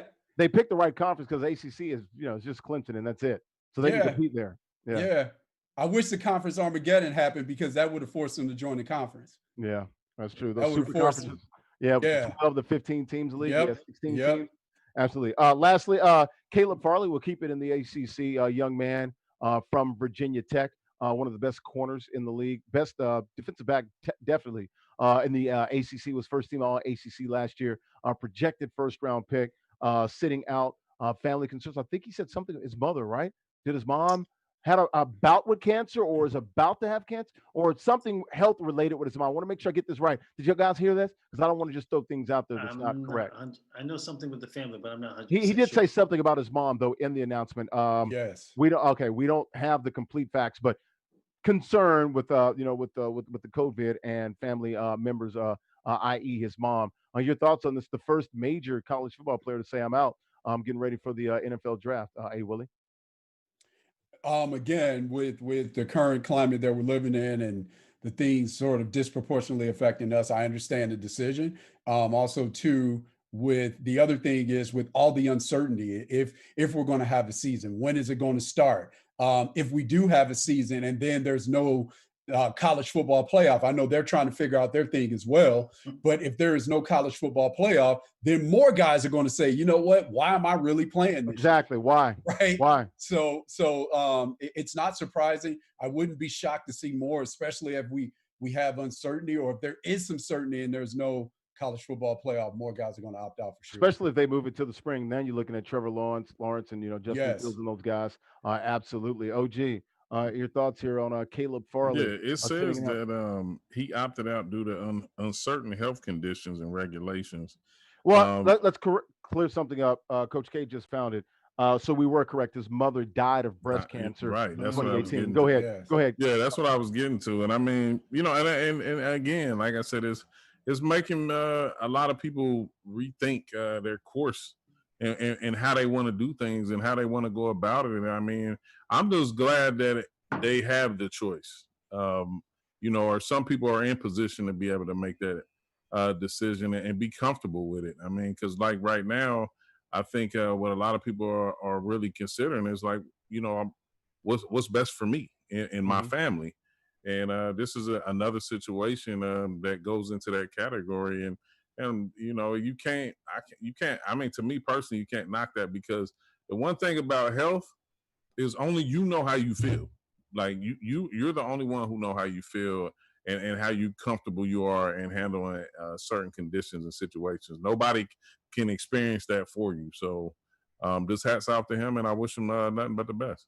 D-Dubs, he was flanked by family members yesterday. Very serious video that I think ESPN played as well. I got to see it and read some of it. But he said, I cannot afford to lose another parent or loved one. So you definitely understand that. Enough said. Yeah.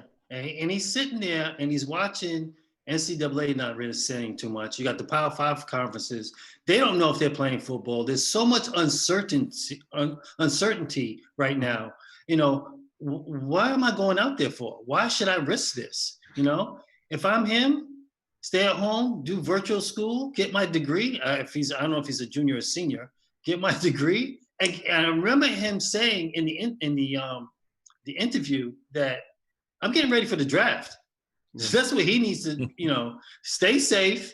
No need to put myself in harm's way, and just prepare to, get ready for the draft. And that's all he needs to be doing right now, because with these Power 5 conferences, you don't know what they're really doing. Sure, it's almost August, and we still don't know. Sure. So it's pretty much it'll be August. SEC. They said September 26th. Well, ACC said September 7th. Hey, yeah. So, ain't nobody got time for that. And both of those, hey, where are both of those conferences basically located? What's their region? The South. Down the South. Absolutely. Caleb went on to say, though the competitor in me badly wants to play this season, I cannot ignore what's going on in my heart, and I must make the decision that brings me the most peace. Well said. Certainly understand. Hats off to him. Good luck to him as he continues to get ready and train for the NFL and the NFL draft coming up, presumably April 2021, which will be in not Vegas, Cleveland, right? I think Cleveland. And then it's going back to Vegas. Going back to Vegas. Vegas in 2022. Guys, last topic. really not a topic, just a statement here. Compete Forever, episode 9 this weekend, Black News Channel nationally. You can get it on Direct TV. No, nope. Take that back. Rewind that. Nationally on Dish Network. Direct TV is better than Dish Network, but it's on Dish Network. Also, Comcast. Just lost a sponsor. Just lost a sponsor. Yeah, Charter, Spectrum. Yeah, you can catch it. Episode 9. It's the Catskills Challenge. Myself and AG, Packers Hall of Famer, Nebraska Cornhuskers Hall of Famer, 10,000 yards in the from scrimmage, rushing yards in the National Football League, 3 or 4 Pro Bowls, if I'm not mistaken. I think 4 Pro Bowls for him, three, maybe 4, 3 or 4. Amon Green, great guy, esports coach now out in Lakeland College in Wisconsin. So I get to see that great finish. The top Madden player got. Only time he ever got skull drug. It happened this weekend. You can watch it Saturday and Sunday, 11 a.m. Eastern and 6 p.m. Eastern on Black News Channel nationally on Dish Network, Comcast, Xfinity, and also Charter Spectrum cable systems. Guys, any last thoughts before we get out here? Hey, he was a 4-time Pro Bowl. I ain't want to cheat my guy. Yep, he was 4. It's funny because like when I do stuff with him and Bart, I say 4. I think it's 5 total Pro Bowlers because Bart had 1 and he had 4, so it's 5. So you're absolutely correct on that. Any last thoughts, guys? Make sure you check out the NBA 2K League on YouTube and Twitch. We're entering into the last almost stretch. Coming up the stretch right now. We're in week 11, 13 weeks. It's a hot playoff race going on right now. Yep. We still in the hunt. So when you guys play again? We play next Tuesday and Wednesday. Okay, so you won't be there Wednesday. We got to get you. We got to talk about this on Wednesday. Maybe what time you guys play? We got to get you to call in. I have time to call in. Okay, cool. All right, we'll get you to call in and pump up the 2K League. Had some other a bunch of stuff as you can see going on this week. But next week definitely got to get into it. We're coming down the stretch here with the last 2 weeks. For Coach K back there pushing all the right buttons. I appreciate all your help back there, broski. Hey, Willie down there in the DFW. Tell Siobhan in the house. I said what it do. Yes, sir. The boss. Hey, when the boss sent, when she needs something, would she send you? She sends me. Right. Okay. So nothing moves unless the boss says so. Hey, nobody moves. Nobody gets hurt. There we go. D-Dubs down there in Royal Palm Beach. Yes, sir. Off of Lake Okeechobee and Ponce de Leon. And then we got the King, OG King Kurt. First cousins with Jerry Lawler out there in Manhattan. Manhattan. Good stuff, guys. Thank you, guys. We'll see you guys. I'll be in Nashville on Sunday. Then I got to go to Atlanta as well, but I'll see you guys Sunday from the hotel. We'll see you guys. Everybody excited? Good? Everybody good? We good. Safe travels, brother. You good? You good? Derwin, OG? For the hey, Renee. There we go. Yeah. Looking Diddy. Hey. Looking Diddy. And Nene. Nay. Look and did it! Thanks for watching esportsXTRA, the only live call-in sports show talking traditional sports and esports. For Kevin Mamazet, A. Willie, OG, Derwin Warrell, I'm Larry Ridley. See you Sunday, 1 p.m. Eastern time for more esportsXTRA. Thank you. Have a good weekend.